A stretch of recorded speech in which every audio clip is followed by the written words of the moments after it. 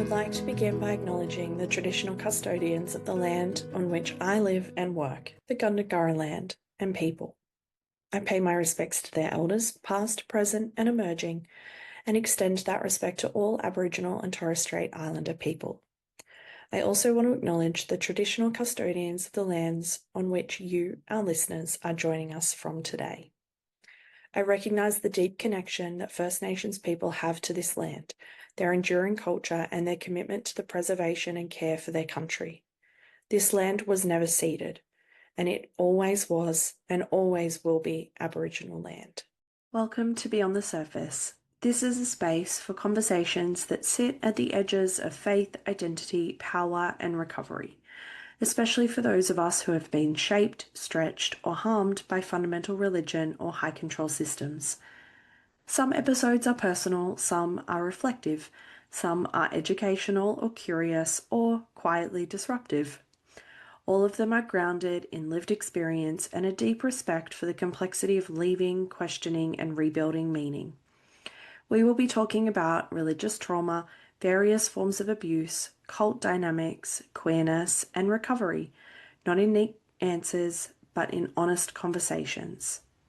In listening to these conversations, some parts might be heavy or activating for you. Please take care of yourself while listening and feel free to pause or step away if you need to. I'm Sam, and I'm really glad that you're here with us.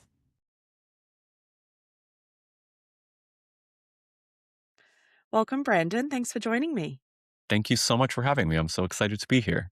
I always love getting people on the podcast who, I don't know how to say this, but will defy the idea of like stock standard theology and spirituality, and who are just going like, actually, there's a different way that we can do this. And so I love having those conversations for my listeners who want to be able to hold on to their faith, particularly queer people who want to hold on to their faith. And so before we get into it, where in the world are you right now? I am in New York City. In Brooklyn, and yeah, it's a sunny, almost summer day here. So Nice. It's always so strange for me when I'm talking to people in the US and it's like freezing here and it's really sunny over there. It messes with my brain a little bit. yeah, we're on the opposite sides of the world, but what a crazy thing that we get to connect this way. I like to start these episodes with a big, broad question, which is, where does your story start? Yeah, that is a great question. And there's so many places that it could begin. But for me, the general starting place is around the age of 12. I grew up in kind of an abusive, alcoholic family, kind of lower class trailer park in Maryland. And that environment caused me a lot of anxiety, depression, suicidal ideation at a young age. But that is what started leading me towards exploring religion. I started going to church with my neighbors, and it was a fundamentalist Baptist church. And so started going there and had this moment of being welcomed someplace for the first time. And that felt incredible. Yeah. But I didn't recognize what the theological paradigm actually was. And it wasn't for many years until I actually started seeing the kind of negative underbelly of the theology of that community. But at the beginning, it was this moment of finding a place where I truly felt like I belonged, I had a purpose, I was welcomed. And that, I used to say it was the salvation experience that I had in the church that changed my life. And I think there's part of that that was meaningful, but it was more the community itself that made this young closeted gay boy feel like I belonged. And yeah, it changed everything. And I mean, did you say age 12? Yeah. Yeah, we're the same age. I was like, oh, right, okay. Because I will rephrase it as like, I found Jesus at the ripe old age of 12, like developmental age of 12, when I completely had no concept of anything except feeling loved, like I belonged somewhere. And so I sort of like hearing you say that, I go like, why would you at 12 have known the theological underbelly of what you were joining? And there seems to be something around that age that a lot of people have a conversion experience. And I think pre-puberty and all of that just puts you in a psychological space where you're more looking for a community like that. But fascinating. Absolutely. It's such an emotionally vulnerable space and age, I think. So what was it that drew you in? Like, because like, it's not, unless you go to what I describe as like the Pentecostal, happy clappy, charismatic kind of space that is exciting with like exciting youth groups and things like that. What was it that drew you into that space? Yeah. I mean, honestly, I started going because my best friends were super religious and it gave me an Yeah. excuse to get out of the neighborhood on Sundays and go to some That will fun new help. place. Yeah. But it also, I mean, while it was a more traditional Baptist church, it was like 2,000 people and there were hundreds of kids. And again, I never felt like I belonged in my public school that I went to at the time because I was repressing sexuality and still trying to figure out what all that meant and why I felt different. And so Yeah. it truly was. I remember walking in that first Sunday and the youth pastor coming up and shaking my hand and saying, "Hey, what's your name? We're glad you're here." They gave me a new Bible. It was not an experience I was used to at that age and in the world that I lived in. And when I heard the message from the big burly preacher in the pulpit talking about a God who loved me and had a plan for my life, that was just not something I thought much about. And I actually didn't believe my life had much of a plan or a purpose.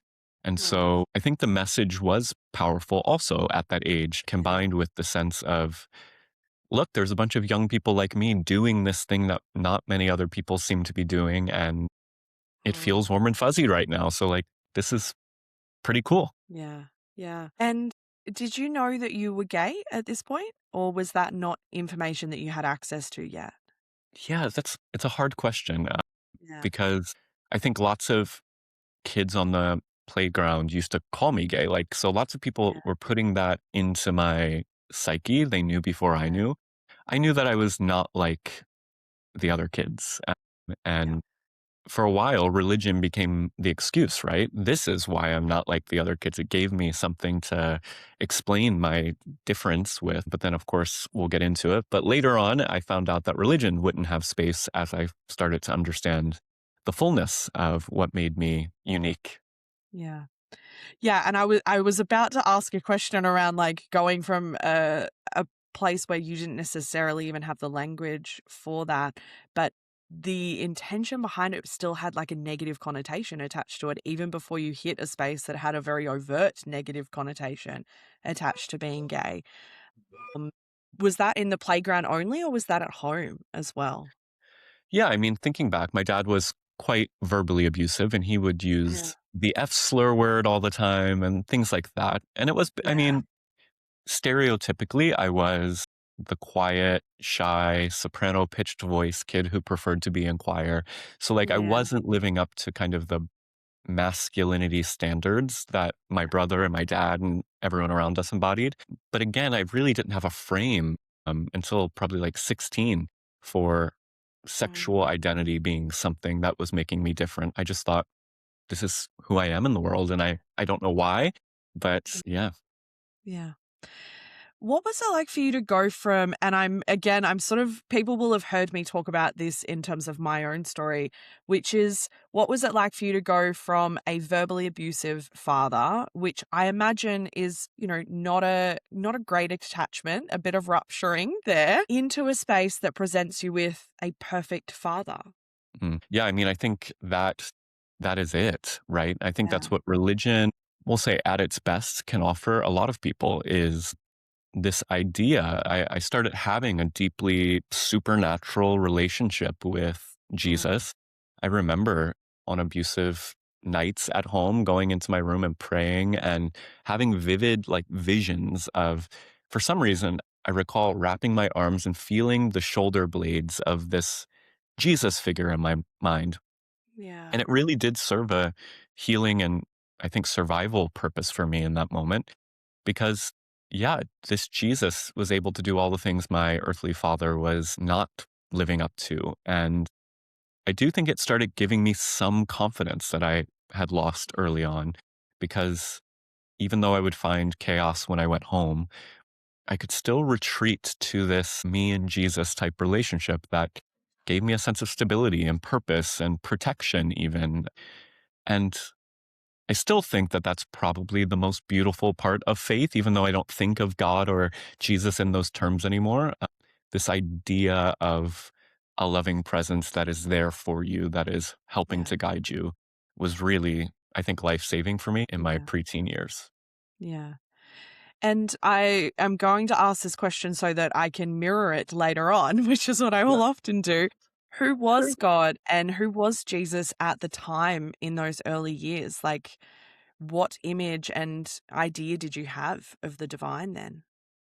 Yeah, I mean, really, it was this man in the sky, a very fatherly figure, a real person that was intimately involved in every moment of my life. Yeah. My spirituality throughout all my teenage years was like, I sensed I was living in a supernatural world and I was always praying. And I always, on the other side of that, was feeling demonic attacks and evil. And that's a whole nother anxiety inducing aspect of it. But God was this grounding presence of love.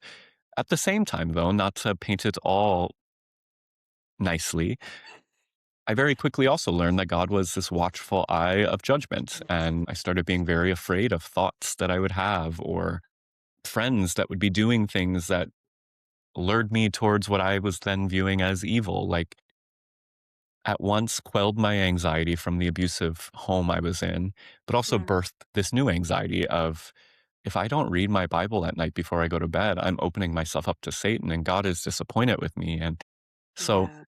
yeah, it was a strange space, but I think so many people in high control conservative religion continually live between that Mm. space and don't ever have the language to really articulate it that way. But Yeah, absolutely. I mean, as a trauma therapist, I go, our nervous system is not designed to be able to experience an emotion like fear as both awe and terror. Specifically, like when we're young, we just don't have the ability to be able to like feel fear and be like, am I supposed to be in awe of this or am I supposed to be terrified of this? And that's confusing in general, but it's sure as heck confusing for a teenager. So, yeah. What did your family think about you being in church? yeah, I don't think they really knew what to do with it. It was Yeah. probably not the trajectory they thought I was going to take, but also probably a relief that it is the Mm. trajectory I ended up on. My brother was a lot more rebellious and drugs and sex and alcohol and all of that. And now I was this kid coming home and preaching to them and telling them they were going to hell. I have this vivid memory. My mom had a picture of the Pope hanging on the wall for some reason. We were not Catholic. But early on, I came home and I took it down and I stomped on it because my church said that the Pope was like the great whore of Babylon and the Antichrist. And so I think they probably had some whiplash of like, we're glad this is what you're choosing to do, but like, lay off the fear and judgment you're bringing home with you. Yeah. Yeah, I can't even really imagine what they must have been thinking watching their 12-year-old become a fundamentalist. Yeah. I mean, how do you look back on that version of you who is like stomping on photos and being like, essentially, like you said, a fundamental evangelical 12-year-old? Like, that's Yeah. a fun description for someone to hold. Yeah, it's funny to look back on it now, but I also get it. The more I've Mm. kind of researched and worked with people with religious trauma and done my own work, Mm-hmm. I realize how afraid I was before religion, how afraid I was when I got into religion, but the fear was dressed up differently. And so all of that fervency was just rooted in a fundamental desire to feel loved and to belong. And so I feel laugh at those memories, but I also feel sad that like that is the only place that I could find a sense of belonging and love. And it ended up being such a fake belonging and a Yeah. conditional love. Yeah, absolutely. I look back at my younger self and go, she was doing her best. She was Yeah. like, I would have described myself as like a black and white obnoxious teenager Christian in a secular non-Christian family as well. So Nice. it was like a whole fun time, and I think we have to look back on it with a mix of gentleness but also humor, because Yeah. otherwise it just gets a bit too heavy too quick. So Yeah, totally. what do you remember the moment that you heard homosexuality talked about negatively in the church you were in, or was it just so baked in that it just was? Yeah, there must have been sermons Yeah. because that is the kind of church it was. It was quite Yeah. politically inclined, but my actual memory was I used to sneak into the sanctuary and pretend to preach and be a pastor when nobody was around. And I have a vivid memory of opening up. It was the King James Version Bible, and I must have come across 1 Corinthians 6:9 or one of these passages that used the word homosexual explicitly. Mm. And I remember landing on that. I was finding a passage to pretend preach to. And I think what jumped out at me was that that word was in there. It didn't seem like it fit. It might have been the New King James Version. Like for some reason, it just homosexual in that kind of context just felt like, wow, that's weird, first of all. But then I also thought, oh, could that be me? Is that me? And what does it mean that in the translation I'm remembering, no homosexual offender shall enter the kingdom of God? Yeah. Well, I'm saved. I know I'm saved. Like look at what I'm doing with my life. Like, so again, it wasn't this panic moment immediately because I hadn't fully accepted that identity for myself, but something sparked within me and I felt deep discomfort that one, this was so explicitly there in the text, and two, that it might have something to do with me. And I do think it started off kind of the ball of anxiety that continued to grow over years as I began to realize that perhaps that word was meant for me. And what does that actually mean about my relationship with God and my belonging in this community? Yeah. It's the start of the cognitive dissonance of how do I make sense of this that in their ideology just simply doesn't make sense. And that's Yeah. so hard for, I think, particularly teenagers to be able to try and reconcile that. I mean, we're not supposed to at that age, realistically. What was it like for you as a closeted queer kid in a fundamental, I imagine, purity culture driven space as a teenager? I mean, honestly, the purity culture was helpful in that context. Okay. I don't know that I've ever had someone say purity culture was helpful, Brandon. I don't believe that it is, but I think for somebody who's trying to repress their sexuality, being told that you're not supposed to hold hands with girls or do anything, like I was not predisposed to do that anyways. And it just looked like I was a really good, holy kid. And so it did keep the pressure off of me throughout at least those early puberty years. I did have a girlfriend at the church and things like that. But again, like both the message of purity culture, which I do think has its own harmful, even in my context, had its own harmful impact. It gave me an excuse for why I wasn't trying to kiss my girlfriend or like why I wasn't doing all the things all the other kids at my school were doing. But later, it obviously, like that purity culture did root itself in my subconscious in a way that when I did start even trying to explore with my girlfriend romantically, like I do vividly remember moments of intense shame and fear. One time I did kiss my girlfriend in my house, and I remember taking her out on my porch afterwards and pulling out the Bible and reading it with her and saying, we have to repent because we just did that. And so again, it was this, and I think all of us probably went through it, but that exhilaration of the teenage years of wanting to explore an experience, but also knowing that my belonging and my relationship with God was contingent upon me keeping these rules and not crossing these boundaries. And so it's a whole messy mix of things, but it gave me an excuse to not be sexual with the opposite sex and at the same time started implanting those seeds of shame for having any desires for romance or sexual intimacy. Yeah. When you look back, was there any like typical teenage desire for other guys that you just consciously was like, no? Yeah, totally. I mean, I've written about, there's this guy, I forget what name I changed it to, so we'll just call him a guy, but he was a guy in our youth group in like high school and I was in middle school, and he was the stereotypical jock at the church and everyone loved him and he was so attractive. And I obviously like could tell that there was something there. But again, because of what religion immediately put on me at 12, like I don't think I was thinking I'm sexually attracted to this person. I think I was interpreting it as I want to be masculine like him. I want to how can I become more like him?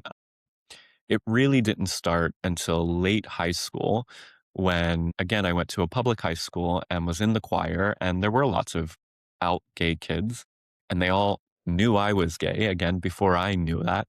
And Yeah. so I actually had some people in my life being like, "You're gay. Stop dating a girl. Like, get over this." Yeah. And that started both increasing the fear and sense of pressure, but also helping me to begin exploring and not with Mm. a feel like I have permission to explore what does it mean that these people think I'm gay? And yeah, it was messy.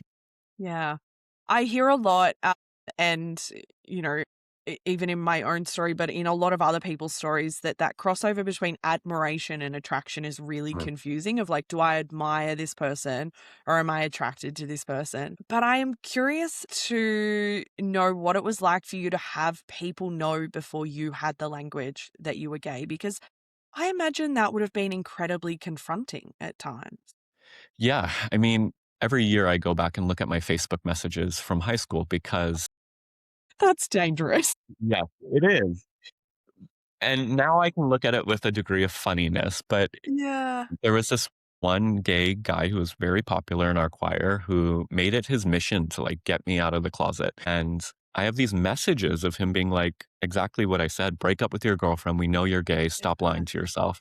And me saying, your lifestyle is going to lead you to hell. You don't know what you're talking about.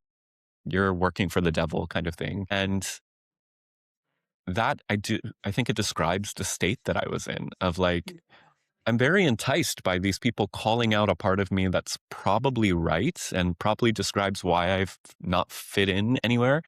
Yeah. But I have this other thing that has given me a purpose and has Mm. given me a community. And I'm not willing to let that go for this. And I think, thankfully, in some ways, teenage years, like I really wasn't confronted with needing to make a choice. Yes, the kids could Yeah. pressure me to come out, but I wasn't really sexually active. I wasn't dating. I was not all that interested in all of it. So I didn't feel like this was something I needed to figure out right now. It was really when I got off to college in a conservative evangelical environment that everything started ramping up. And I really had to start wrestling with, okay, all these people that said I was gay saw something in me and I think they were right. And now I'm looking towards like building a life. And what does that mean? Do I keep conforming just to belong to this community, or Yeah. do I express this part of myself that I've been afraid to explore? Yeah. Once you had that language and you were able to sort of go, okay, whether I like it or not, like I can recognize that this is what it is, and Mm. irrespective of what I want to do with it, how did that impact your relationship with God? Yeah, I mean, I think throughout college, I've always had anxiety disorders, but in college it became very acute. I ended up in the hospital multiple times for these panic attacks that I didn't know what was happening. Yeah. And I also it was very hot in the evangelical world at that time to be like super reformed. Puritans were in, and we were all reading and talking about them in our college. And so I was reading things. There's this book called The Mortification of Sin. Well, that And sounds fun. yeah, if anybody ever wants to get traumatized, just go read that book. Yikes. It's the most self-hating. It's this man writing about how evil and wicked he is and how unworthy of God's love he is. And I was reading that as devotional material while recognizing for the first time in college that, oh, I actually am same-sex attracted. And Mm. how do I mortify this sin? How do I crucify my flesh is the language we were using. And I Yeah. do think, as grotesque as that is, it's accurate. Like, that's what we were feeling like we needed to do. And I couldn't, right? I tried for 4 years to pray. I did conversion therapy for a year. I went to Christian therapists for a couple of years, all trying to figure out, because most people might be familiar, that like the conservative paradigm is the reason someone becomes gay is because they had trauma and abuse in their background and their Yep. disordered gender is being expressed in this way. And so I would spend all this time spiritually trying to crucify my flesh and psychologically try to get to whatever is wrong in me that is making me attracted to men. And nothing obviously was working. And so Yeah. you can see why that either drives you towards panic and anxiety, or for so many, suicidal ideation and things like that. It's a no-win environment. Yeah. As soon as I heard you say that you had done a form of conversion therapy, I thought, oh, that's going to be very interesting because you actually do have trauma in your childhood. And I imagine that would have been weaponized by others and almost even by yourself, like, as a way to go, well, this is why I am the way that I am, and they're to blame. And I think it's confusing when someone doesn't have that. But what was it like for you that you did have that? Yeah, I mean, it was truly the textbook scenario. One of my professors gave me a book called Shame and Attachment Loss by Joseph Nicolosi, who is kind of the guy who's spearheaded the conversion therapy psychology behind it. You need to get new people recommending new books. Yes, They yeah. don't sound fun at all. It's an insane book, but you're right that like the whole first like 3 chapters are diagrams of my mother and my father. And so I was compelled, right? It was like, this seems to make sense. It's in a book. And I often say this, and I know it's a little shocking probably to hear at first, but like conversion therapy, the version I went through, was kind of helpful in that all I was doing in my sessions was sitting with a professor who would ask me in a prayer state to go back to traumatic moments in my past, usually of abuse. And we would invite Jesus into those moments and try to like reimagine those moments as if God could have intervened. And so in a fairly safe environment to be able to walk through traumatic experiences did make me feel like I was becoming more stable and my anxiety was decreasing. But I recognize now, obviously, that that is a type of therapy. The person was not qualified to be doing it, but that is helpful. And no matter how many of the memories I could have healed of my past, they actually didn't have any real bearing on my fundamental disposition as a gay person. And I've just counseled so many people over the past decade who, as you said, just don't come from these environments. The theory falls flat. And that has been liberating for me as well, just because there was always that voice, even after I came out and was affirming, of like, well, is it nurture? Like, what happened here? But even if it was, who cares? Like, because the sexual orientation itself or gender identity is not morally bad. Yeah. Yeah. I mean, like you sort of said, you gave a window of around 4 years. And I know, like every time I talk to a queer person on this podcast, I go, what was that window of time of like peak suppression? You had the language, you are now consciously suppressing it, or you think that you know that it's bad, because that takes a toll on you, not just emotionally, but spiritually and psychologically and physically. And so what was that window of time like where it was like conscious suppression? Yeah.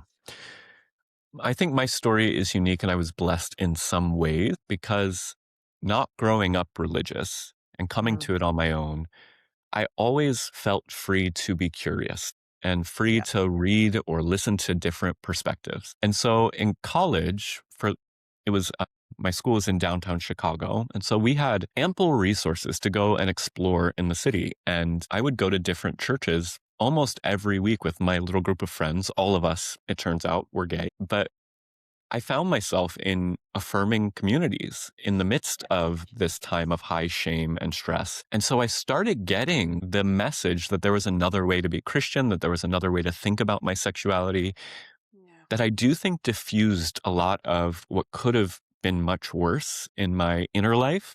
And I just finished a book last week about leaving high control religion, and I dedicated the book to a pastor named Pastor Laura Truex.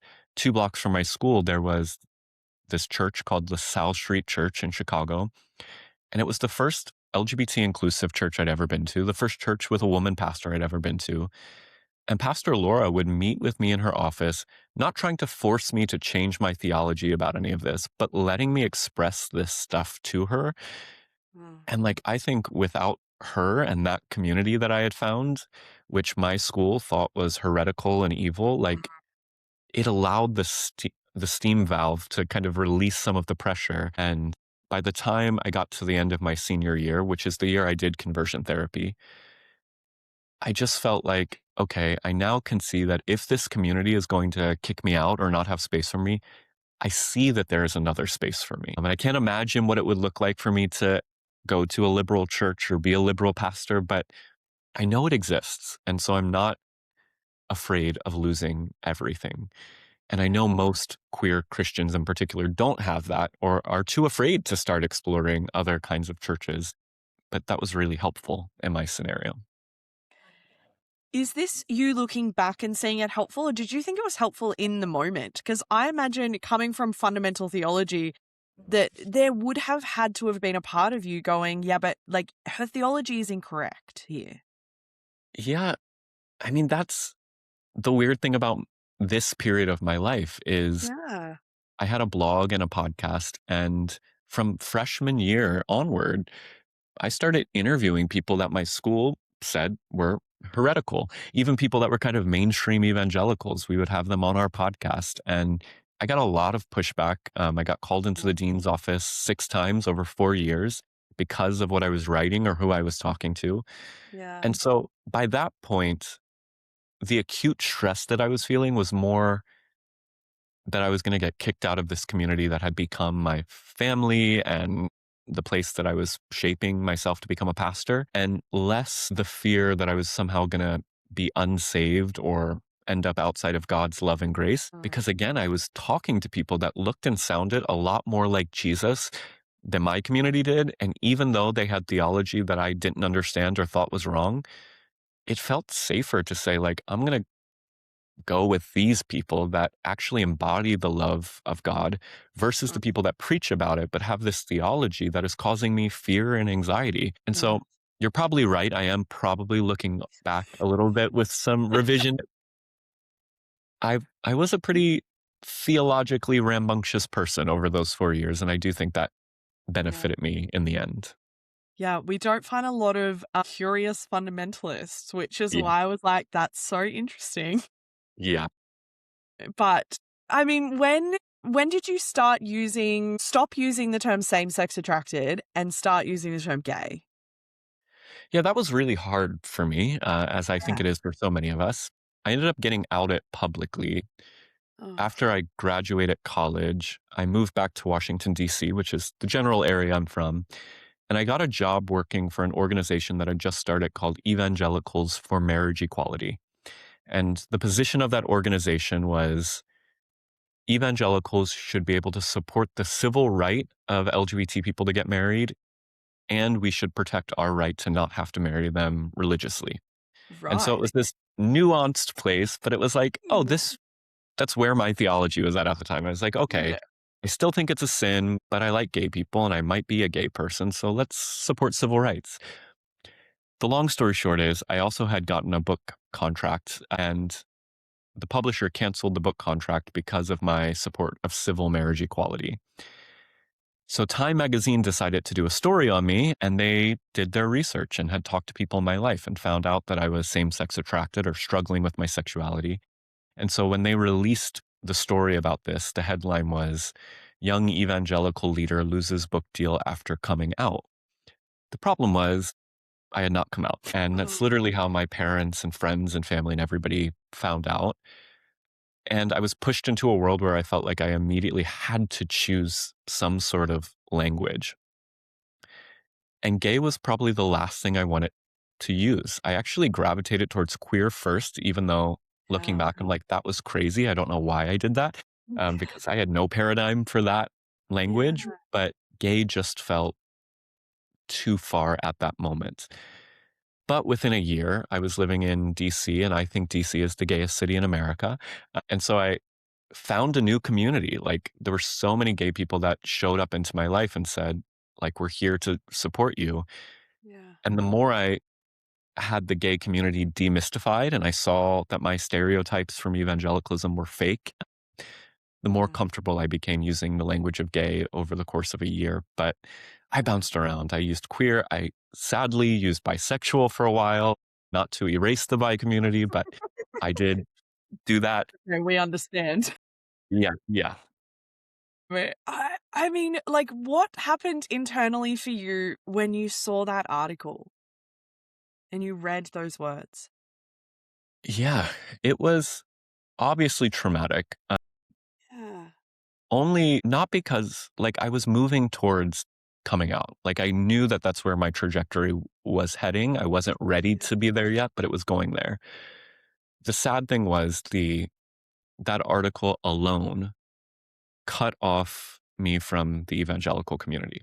I saw overnight job prospects, which again, I'm grateful for looking back, but like I still was planning on going and working at an evangelical church. I was still planning on keeping my relationships from college. Overnight, all of that went away. People literally wrote emails. People did radio shows talking about this young gay evangelical that's now out.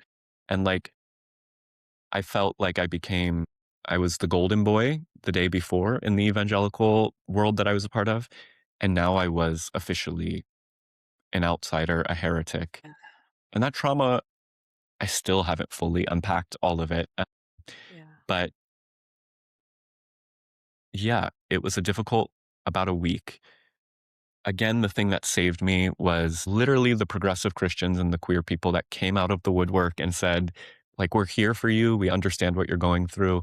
And so I never really had a moment where I felt like I was isolated and alone because people were immediately there. And that changed everything for me, I think. That saved me from some of the very dark spaces I could have gone to.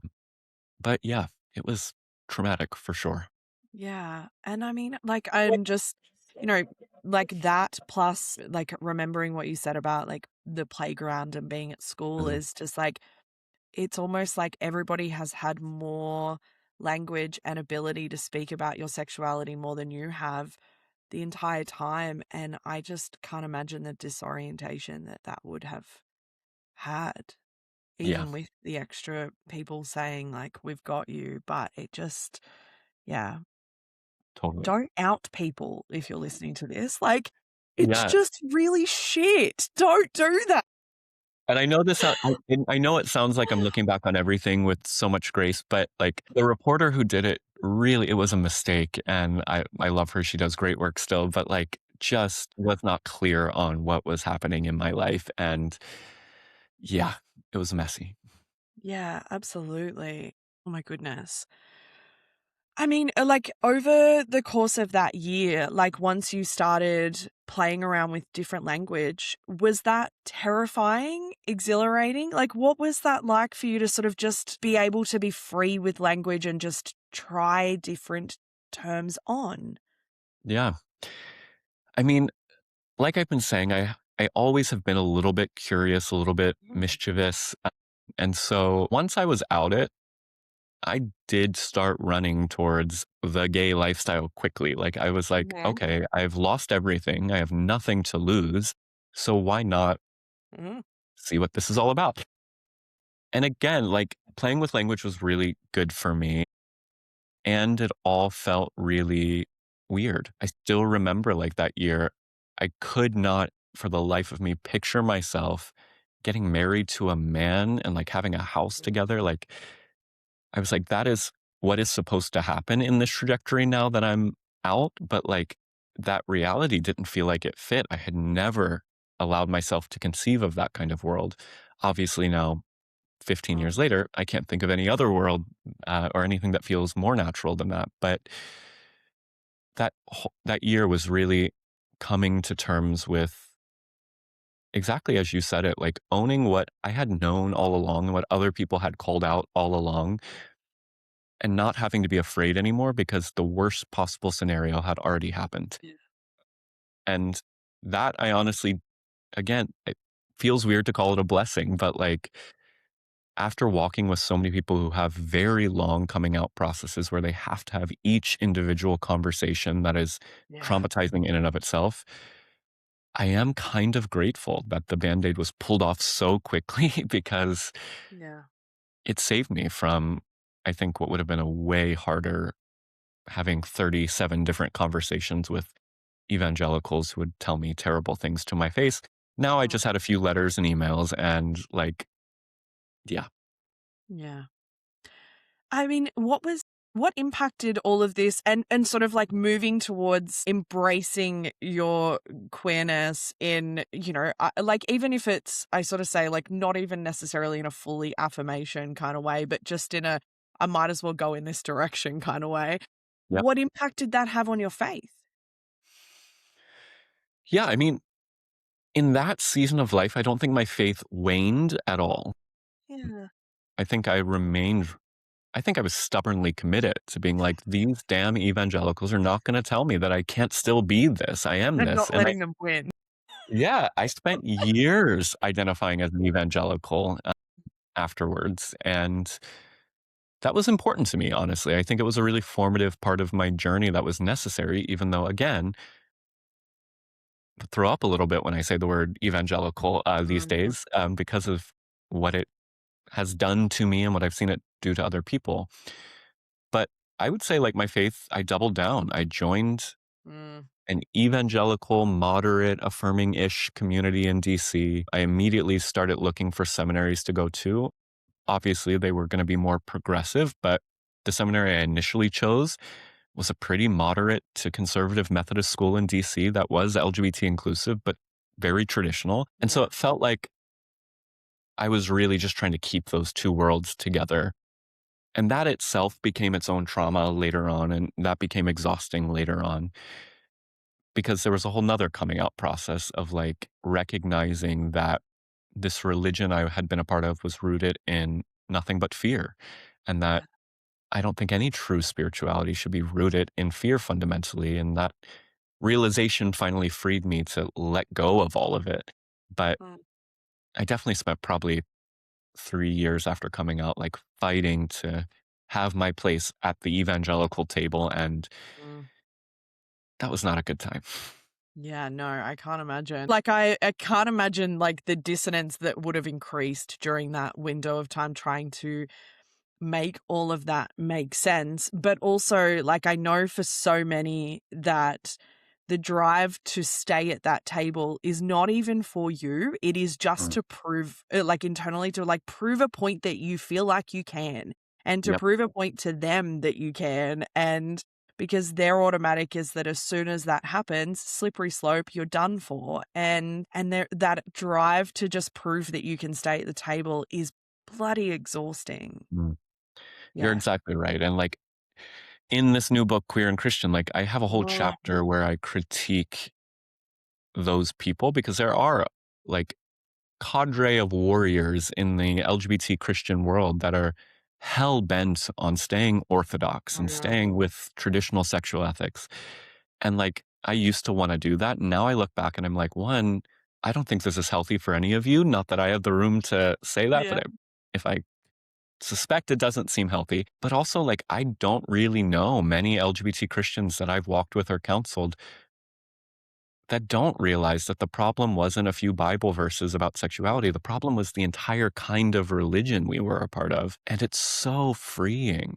Again, I used the coming out language. It felt like another coming out experience to say, I don't give a damn about orthodoxy. Like, I'm not, why am I playing by their rules? Who says they get to determine if I'm a Christian or not? And that has been, in this last season of my life, the most liberating part, because even after being openly gay and not thinking it was a sin anymore, there was still a double life sense of feeling because I was still trying to play a religious game that didn't fit with what I knew authentically to be true about the world. And I'm so glad that I'm not in that anymore, because you're right. That caused a whole new kind of anxiety. Even as an out gay Christian pastor, I was like still dealing with, can I preach this stuff that I don't actually believe in, but I'm just doing it because I don't want these people to be right? Yeah. Yeah. And I want to come back to the deconstruction piece, because I think it's one of the hardest things of like deconstructing that fear-based ideology. But I want to ask an extension of the purity culture space, and feel free to be like, I don't want to talk about this. That's fine. Yeah. But there is, I think, a very big difference between embracing your sexuality and engaging in queer sex. And so what was that like to be able to develop, like you said, a new sexual ethic, and to not just embrace your sexuality, but everything that comes along with that in terms of living as an openly affirming gay person. Yeah. I actually think this is a near universal experience for young evangelicals, but mine happened quite late.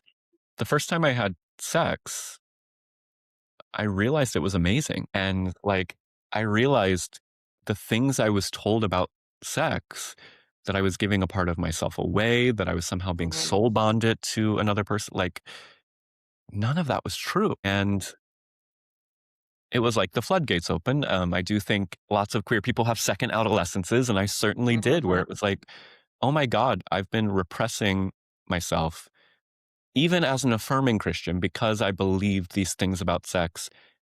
And now I've had a romantic relationship with a man, and now I've had sex, and it was beautiful and it was fun. And sure, you learn as you go. And I think a lot of that stuff around sex and romance, you actually do have to learn by doing. And there was always that voice of fear in the back of my head of like, is this right? Am I just going down the slippery slope?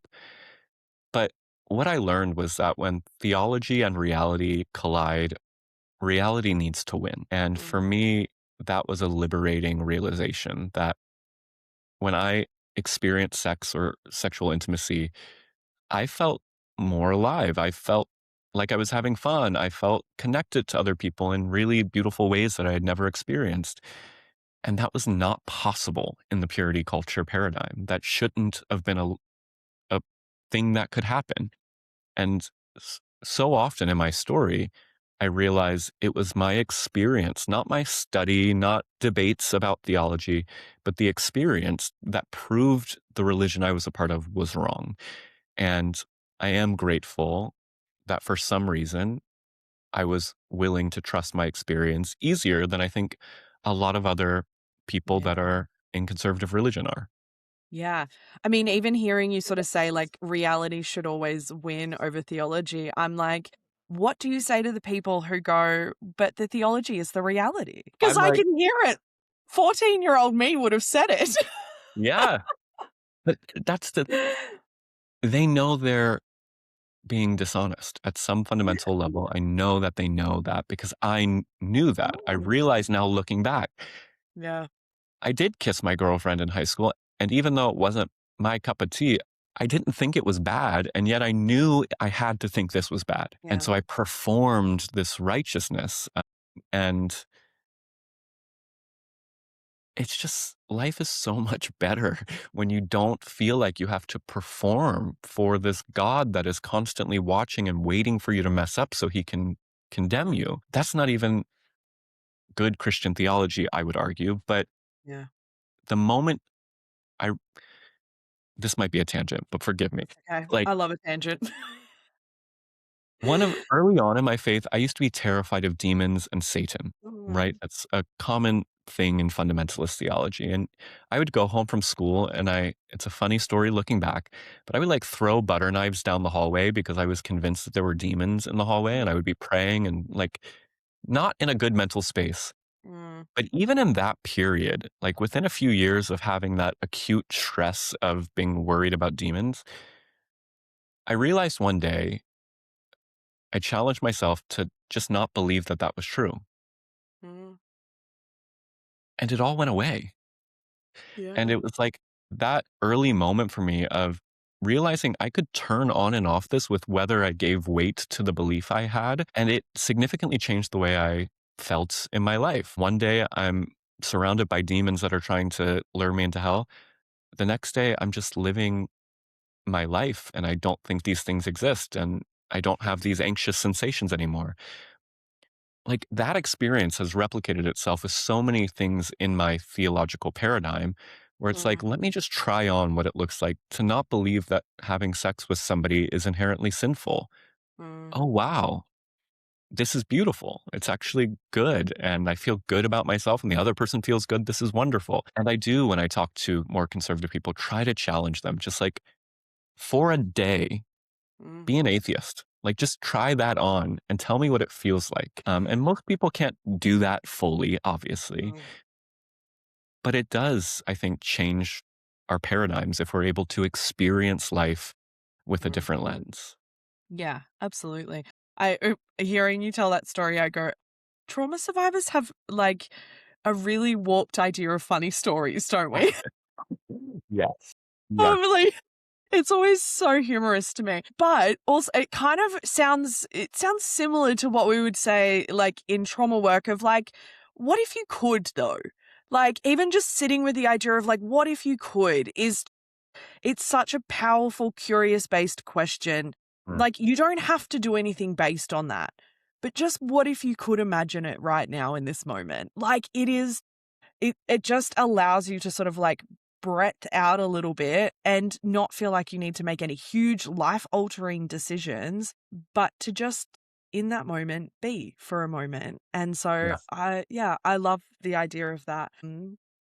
I mean, like, okay, I want to go into the deconstruction piece because I think it's really hard for people, and the fear-based ideology is not easy to deconstruct. And if you've grown up in that fundamentalism, what is that like for you as I'm assuming at this point you are pastoring while you are deconstructing at the same time?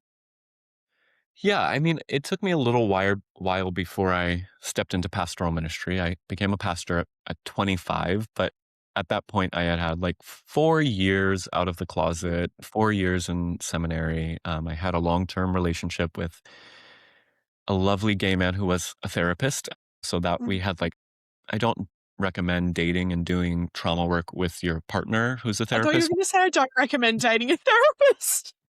We can talk about that some other time. No, no, I he mean, was lovely, yeah. but Uh, he did provide me with like yeah. paradigms that were able to help me process through some of my trauma. And so when I did step into pastoral ministry, the real deconstruction for me at that point, think I would have still said I was evangelical, but Mm, affirming and gay. And you're right, it was pastoring people also did more to pull my theology apart than reading books or anything else ever could. yeah. Because I remember I had this one sermon that's still viral on YouTube at my first church, where every summer we did something called an Ask Anything series, where people would text me questions live on Sunday morning and I would answer. And I remember getting, for instance, a question from somebody who said, I'm in a polyamorous throuple. We've been part of this church for years. Are we actually welcomed here? Oh, And on the spot, I had to answer the question in front of my whole congregation. Thankfully, because of all these experiences, I chose reality over theology in that moment. And I said, of course, like I can't think of one ethically wrong reason 3 people in committed loving relationship, like why is that wrong? Of course you're welcome here. mm, And lots of people in my church got angry, even though they were gay affirming, because they were like, what is this? And lots yeah. of people online got angry because this is the slippery slope. But Mm-hmm. for me, it just became clear over my journey that I needed to choose what my experience of reality told me was true. Can Yeah. that be wrong? Yes. Have I changed perspectives on things that I felt to be true before? Of course. But I feel much better choosing to live in alignment with what feels authentically true to me in the moment based on logic and reason and experience than holding on to a theology that I only believe because some authority told me that it was Mm-hmm. true. My big question that I ask all the time now is like, says who? Who Yeah. cares that the church fathers said? Like, who are the church fathers? They were just Mhm. people. Who cares what the Pope says? Like, he's just a guy. And that helped my deconstruction process a lot when I just started being able to question authority. Because once you remove the fear of hell, which was one of the first things that went for me, Mm, what else is there to be afraid of? Like, yeah, it really liberated me. yeah. You are still a pastor, right? You are still pastoring a church. What what is it like for you to now be the person who can create safety in a faith space that you didn't get? Yeah. It's why I do it. And I say this candidly all the time. Like, I don't know that church in and of itself, as it typically functions, is necessary for my spiritual journey, right? Like, it's not where I find my spiritual fulfillment. I think most pastors feel that way in general because it's work for us. But I do this work because I know how to create the spaces now. And that's exactly it. It's like, I think the progressive church at its best is a revolving door where people with trauma from conservative religion come in and can experience what religion, what Christianity could be. It's not perfect. Our churches are still messy as hell, but they see a different theology lived out. They see a pastor stand up on Sundays and say, my word is not the truth. I'm just giving you what I think about this passage, and like, please disagree with me. And most of the time, I have seen those people will leave the progressive church and find some other way of doing spirituality. And I think that is perfect. I think that is what the role of the kind of church that I pastor is. If it is the last stop on your journey and like you feel like this is a space you want to be at forever, amazing. You're welcome to be there. But I want to create a space where somebody coming in feeling like I might never be able to find another church space that fits me, even though I still feel like I want it, can have an experience that blows their mind, shatters all their boxes about what church and theology and God has to be, and then gives them the permission to say, that was really cool, but this no longer works for me, and figure out something else with our blessing. And I will just say, like, lots of other progressive clergy would disagree with the way that I do ministry, but like, I'm not interested in building institutions. I'm not interested in perpetuating religion for religion's sake. I'm interested in helping people be empowered to heal from the same trauma that I'm still healing from. And I think church is just one small tool that can help people on that journey. And so that's why I do it. I imagine you get quite a bit of pushback around the way that you do that. And like hearing you say that like you've navigated anxiety most of your life, how do those two things meld for you? And how do you keep doing the work that you do because of that? Yeah. I mean, the truth is, after my first church, I took off 3 years from religion altogether. I stopped pastoring, I stopped going to church, and I needed that. That was so helpful for me. And I feel like my spirituality, my psychology got better and deeper because of that. And I didn't want to step into a new church when I moved to New York City. It was kind of an accident that I ended up with this lovely small community that I pastor now. But you're right. I mean, the difference in how I do ministry now than even how I did it at my first church is I don't pretend at all. I don't play the role that people think I should play. Like when this church hired me to be their pastor, I told them everything I'm saying here. Like, I am not your moral example. I am not the beacon of truth. I don't want to have the authority. We're going to share it. And what was delightfully surprising was that there are churches that were looking for people that were doing that kind of pastoral work in the world. And so that has made it a lot less anxiety inducing and a lot less like I don't feel like I have to perform anything at my church. I show up as I am. I'm going to say what I say. I'm going to cultivate the experience that feels like it might work. And if it doesn't, we try something new next week. But that is also not to say that I still do wrestle with anxiety disorders and things like that I think are bigger than religion, but also still rooted in. I was just talking to my own therapist this past week. I find myself yearly going into spirals of shame for nothing that I've now recognized is that embedded teaching of you are fundamentally wicked. And so every once in a while, there'll be a season of my life where that pops up and it causes me anxiety and panic and worry. And what's really beautiful now is that I get to share that when it's happening with my community in the ways I talk about the sermon of the week. And like they can see a spiritual leader, so to speak, saying, I am still holding the same religious trauma you're holding, and I'm not better. I've not healed. I've not overcome it, but like we're working on it together. And that feels healing for me. And I hope it's helpful to the people that I get to serve. Yeah. I call them traumaversaries, which Mm. sounds fun. It sounds it sounds nice and fun. It makes me and my clients feel better about it. But I mean, what was it like for you to put all of this in writing? You've obviously mentioned there is a book, Queer Christian, and I imagine even the title pisses off a bunch of people. So, like, what was that like for you to put that out into the world, to put it onto paper, and to not just do the work, but it's like in print for people to critique and criticize? Yeah. I mean, I want to be able to tell you that I'm one of these people that never reads the comments and I don't care what anybody says. I always read the comments. It's terrible. Me too. And I just earlier today, I was spiraling looking at a few comments, but that is true that I still do care what people think and it still affects me. And I hope this is true. I really don't give a damn anymore about I'm not performing. And so this book, I've written about being queer and Christian before. I have 2 other books on the topic, and I didn't think I wanted to write another book. My publisher kind of gently nudged me and said I needed to do it. So I begrudgingly started writing this book, but then was really grateful by the end of it because this is me and this is what I think. And I know while I was writing, I could see the people that I was going to piss off and get angry at me.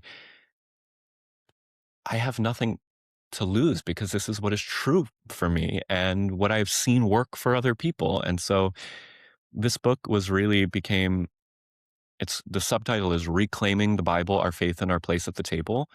And that is the energy. It was like, I'm taking this stuff back. I'm not letting you, not that I need to be called a Christian, not that I need that affirmation, but I also don't think you evangelicals out there or fundamentalists out there deserve to get to make the rules. Who gave you that authority? And so this book is really a rebellion. It's what does it look like when queer people get to make Christianity queer? And it doesn't go as far as some people go, but it goes a lot further than I ever thought I would be able to publicly say. And it's been a joy. This past year, I went to 66 cities talking about this book and just got to see, again, thousands of people lighting up and thinking the same kind of thoughts and recognizing that I'm not alone in this religious trauma, but I'm also not alone in this kind of queer reclamation of what faith could be. And that's really exciting to me. Yeah. What do you imagine would have happened if you were able to hand your book to 12-year-old you? I would have burned it. Absolutely. I would have Absolutely. probably burned your book too, to be fair. Yeah. I have a chapter in it. I debate it and I put it in there and I say it in the chapter just because I want it to provoke people. But it's one of those chapters where I suggest Jesus was queer and had a relationship with Lazarus, which is their scholarship, and I present that. But I did it kind of thinking about 12-year-old me because I also do believe that there is some value in shocking people out of their kind of days. And so much of my journey was the person who would come on my podcast and say the things so clearly and outrageously that they knew I was going to think was wrong. And I was like, I cannot believe you said that or think that. And it did unsettle me to a point that allowed me to start thinking in new ways.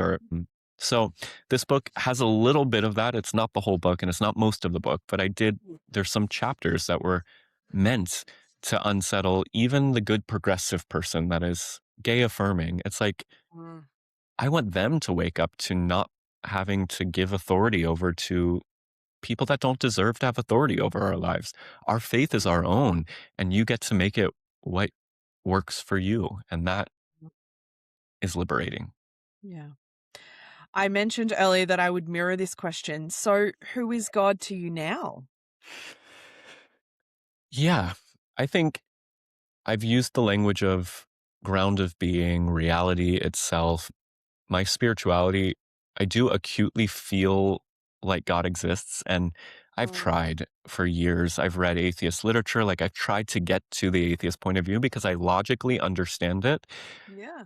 Experientially, it just I can't get there. And for me, this pervasive sense that there's something more going on in the universe, and even that there's some force that cares about me, you, and all of us, and is somehow working in my life. There's just so much in my journey that I look back on and say, I can't imagine how that happened or why that person came into my life. And so my spirituality is really one of awe and wonder are the words I use a lot of time. I don't know what God is. I use the word agnostic a lot to describe myself, but I do believe that there is some force of love and goodness in the universe. And even if there's not, I'm very comfortable with believing that there is and letting that do the psychological work that it does for me because it helps me more than it hurts me. So, Yeah. And so I will often ask this question of people who are not necessarily just like queer progressive, but just progressive pastors in general, particularly around like affirming like queer theology. Why are there so many pastors not doing this? What's your opinion as to why pastors are not doing it? Because I think everybody gives me a different answer. I think there's two things. One, I think there's still a lot of queer phobia among even the most affirming, Yeah. LGBT friendly pastors. Many of them are my friends, but are just not willing to deconstruct their own paradigm enough to allow a queer person, I'm using queer to describe the fullness of the community, like our experiences are different and the way we show up and experience the world is different. And if you're not willing to listen and learn from those perspectives in a real way, I think you're going to probably perpetuate some really harmful theology. But the other side is also, it is costly. I just preached at my denomination's conference a couple weeks ago, and my message to them was the future of the church is not full pews anymore. It's not having full-time, well-paid pastors anymore. Like, people are unwilling to give up that image of the church, which I think only works with a theology of fear and exclusion. Yeah. And so a lot of progressive pastors are willing to give up most of the theology of fear and exclusion, but they've got to hold on to some of it because whether they would consciously say it or not, it still gives this authority structure and a little bit of fear that gets people to still belong and still like, and that sounds so cynical, but I really do think that that is true across the board on liberation theology and talking about immigration. Like, people are more interested in protecting their power and privilege. And I get it, but I don't think that's the best, the most liberating, or the most faithful way to embody the faith that we're claiming to proclaim. Yeah. I mean, fear makes people stay, right? Yeah. So, like, realistically, like, fear keeps the pews full. So, I completely agree. Not that I've got much to go on more than you do with this conversation, but I completely agree. Because by and large, the many people that I work with and have spoken to, like, fear is what keeps people staying in those buildings far longer than sometimes even they want to consciously. Sure. So, yeah. I like to end my conversations with some encouragement, and I will tweak every question a little bit differently.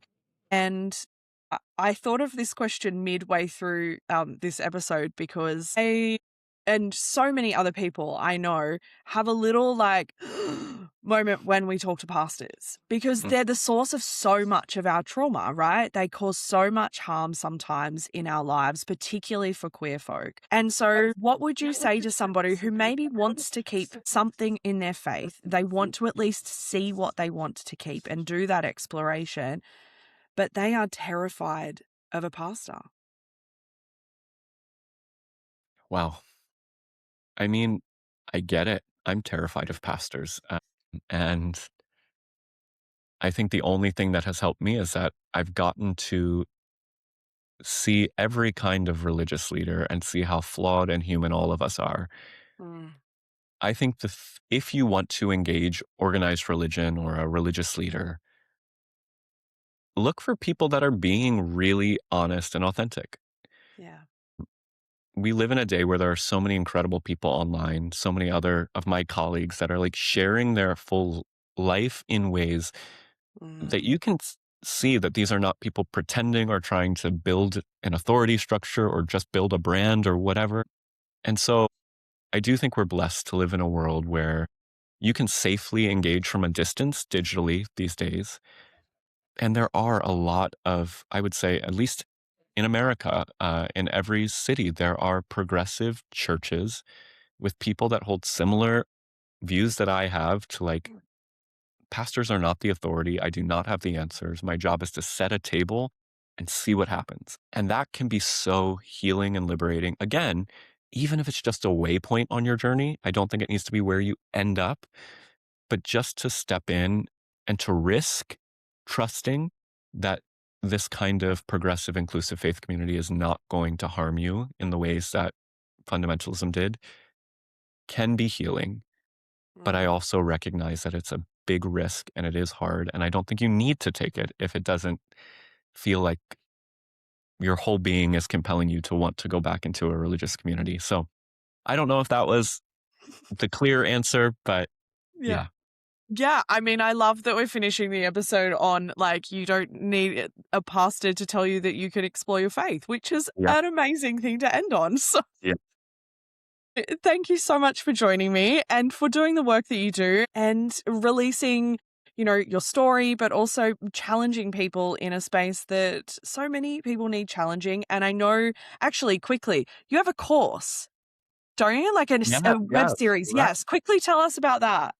I forgot all about it. I just released it 2 months ago. The paperback of the book, we decided to record basically all of the sections of the book into an hour-long free course on YouTube where I break down the clobber passages. We talk about sexual ethics and purity culture. We talk about what is queer theology. And so if folks want to go to queerchristian.org, they can find both the book, the free course, and everything else I've done related to this book. Beautiful. And all of that will also be in the show notes as well. So for ease. Thank you so much for joining me. Thank you. It's been such an honor. And thank you for the work that you're doing. It really matters in this moment. So thank you. Thanks for listening to Beyond the Surface. If this episode resonated, challenged you, or named something you've struggled to put words to, I'm really glad you found your way here. You'll find ways to connect, learn more, and explore further in the show notes. As always, you are good, you have always been good, and your story matters always.